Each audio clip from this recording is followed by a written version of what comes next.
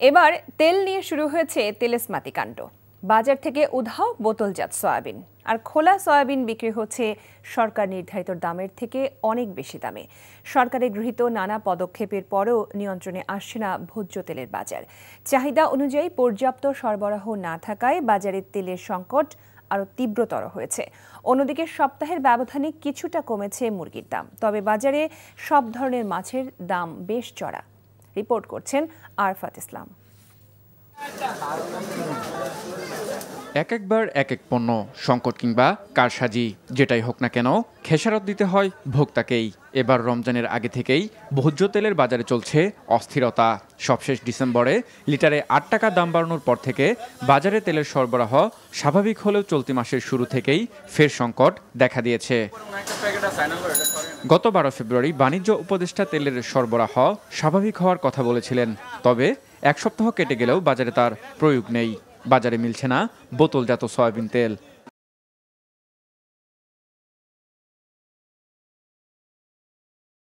দামে দেয় না তেল, মনে করেন গায়ে রেট আছে 145, কইব 60 টাকা নিতে বানা তো দিব না, সিলিভও দিব না। 3 কার্টন তেল দেয়, তার সাথে অনেক কিছুই নিতে হয়, যেমন সরিষার তেল দিয়ে দিচ্ছে কোম্পানিরা। খোলা তেলের দাম বেশি, বোতলজাত তেলের দাম কম। যারা বেশি তেল দেয় তারা তারা লুজ করে দামে বেচে পালায়, আমরা আর ভাগে পাই না। বোতলজাত তেলের সরবরাহ না থাকায় সপ্তাহের ব্যবধানে খোলা তেলের দাম লিটারে 10 টাকা পর্যন্ত বেড়েছে।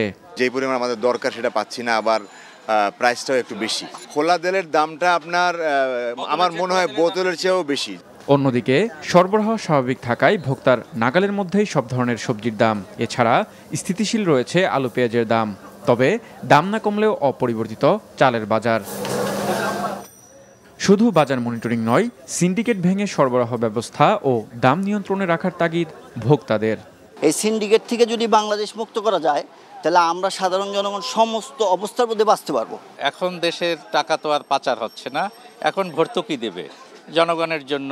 কারণ সাধারণ মানুষের মাস পিপল তাদের তো চাওয়া পাওয়া, তারা বাজারে এসে একটু যাতে রিজনেবল প্রাইজে জিনিস কিনতে পারে। গেল সপ্তাহের চেয়ে কিছুটা কমেছে মুরগির দাম, তবে মাছের বাজার অনেকটাই চড়া, তাই বাড়তি দামে বিক্রি হচ্ছে প্রায় সব ধরনের মাছ। আরফাত ইসলাম, এনটিভি নিউজ, ঢাকা।